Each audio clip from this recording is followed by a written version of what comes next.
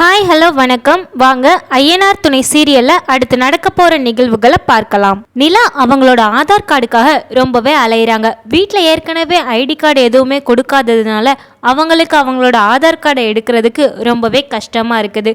நம்ம சோழன் தான் கூட இருந்து ரொம்பவே ஹெல்ப் பண்ணி கூட்டிட்டு போயிட்டு வந்துட்டு இருக்காங்க.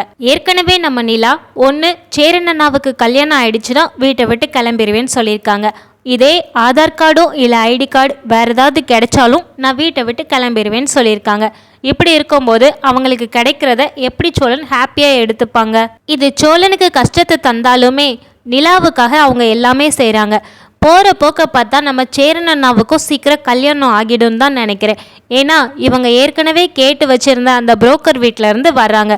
வந்து இந்த மாதிரி நீங்கள் ஏற்கனவே பார்த்த அந்த பொண்ணு திருப்பி உங்களை தான் கேட்குறாங்க. நீங்கள் எல்லாருமே போய் ஒரு எட்டு பார்த்துட்டு வந்துடுங்க அப்படின்னு சொல்கிறாங்க.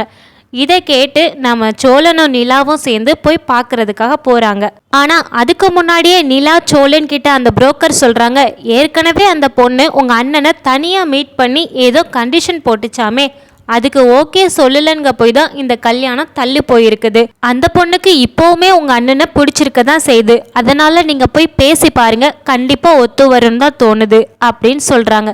இதை கேட்டதுமே சோழன் நைட்டு அவங்க அண்ணன் வரையுமே போய் கேட்குறாங்க, என்னன்னா நீங்கள் போய் இப்படி தனியாக பேசுனீங்களாமே, ஏன் எங்ககிட்டலாம் சொல்லலை அப்படின்னு சொல்லி கேட்குறாங்க. இதில் என்னடா இருக்குது, சும்மா போய் மீட் பண்ணேன் அவ்வளோதான், எதுவும் பேசிக்கல அப்படின்னு சொல்லி சமாளிக்கிறாங்க.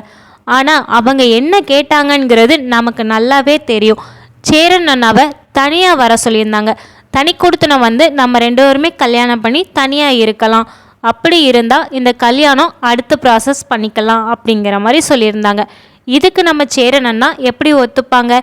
தன்னோட தம்பிகளை விட்டுட்டு அவங்களுக்கு வர மனசே இல்லை. அதனால தான் சேரனன்னா அந்த கல்யாணம் வேண்டாம் அப்படின்னு சொல்லிட்டு வந்திருப்பாங்க. இதுக்கு தம்பிங்கள்லாம் கேட்கும்போது இந்த காரணத்தை அப்படியே மறைச்சிருப்பாங்க. ஏன்னா தம்பிங்க ரொம்பவே கஷ்டப்படுவாங்க அப்படின்னு. ஆனால் தம்பிங்க யாருக்குமே விஷயம் தெரியாமல் இவங்க இப்போவுமே மறைச்சிக்கிட்டு தான் இருக்கிறாங்க. ஏன்னா அவங்க கேட்கும்போது கூட இப்போ சேரனன்னா அதை சொல்லவே இல்லை.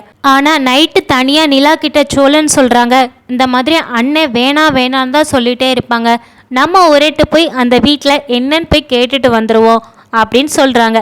அதுக்கு நிலாவும், ஆமாம் அண்ணன் ரொம்பவே கஷ்டப்பட்டுட்ருக்காங்க, அவங்க கார்த்திகாவை இன்னும் மறக்கக்கூட இல்லை, அதனால தான் நானும் சரின்னு சொல்கிறேன், சரி நம்ம காலையில் ரெண்டு பேருமே போயிட்டு வந்துடுவோம் அப்படின்னு சொல்லிட்டு கிளம்புறாங்க. சோழனும் நிலாவும் அந்த பொண்ணு வீட்டில் போய் பேசுகிறாங்க. இந்த மாதிரி எங்கள் அண்ணன் தான் சேரன், எனக்கும் இந்த மாதிரி கல்யாணம் ஆயிடுச்சு, நாங்கள் ஏற்கனவே பார்க்க வந்திருந்தோம், நீங்கள் அப்போ வேண்டான்னு சொல்லிட்டீங்க, அதனால தான் நாங்கள் இது வரைக்கும் எதுவுமே பேசிக்கலை அப்படின்னு சொல்லி சொல்கிறாங்க.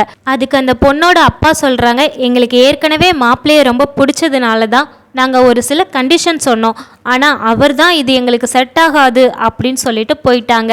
நீங்கள் இப்போ திரும்பி வந்ததுனால தான் நாங்களும் கேட்குறோம், எங்களுக்கு இப்போவுமே அதே கண்டிஷன் இருக்குது, அதுக்கு ஓகேனா நாங்கள் இந்த கல்யாணத்துக்கு சம்மதிக்கிறோம் அப்படின்னு சொல்கிறாங்க. இதை கேட்டதுமே நிலாவும் சோழனும் அப்படி என்ன கண்டிஷன் அப்படின்னு சொல்லி கேட்குறாங்க. அதுக்கு அந்த பொண்ணும், இல்லை கல்யாணத்துக்கு அப்புறம் நானும் அவரும் தனி கொடுத்தனும் இருக்கணும், அதுதான் எங்களோட ஆசை, அதைத்தான் நாங்கள் அவர்கிட்ட சொல்லியிருந்தோம், ஆனால் அவர் அதுக்கு சரி வரல அப்படிங்கிற மாதிரி சொல்லிட்டாங்க அப்படின்னு சொல்கிறாங்க. இதை கேட்ட உடனே தான் சோழனுக்கு தோணுது, அண்ணன் இதனால தான் அந்த பொண்ணுக்கிட்ட போய் தனியாக பேசினதை பற்றி நம்மக்கிட்ட சொல்லலையோ அப்படின்னு சொல்லி ரொம்பவே வருத்தப்படுறாங்க.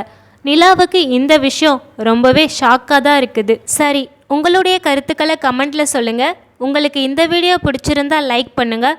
தொடர்ந்து இந்த மாதிரி வீடியோக்களை பார்க்க நம்ம சேனலை சப்ஸ்கிரைப் பண்ணுங்கள். தேங்க்யூ ஃபார் வாட்சிங்.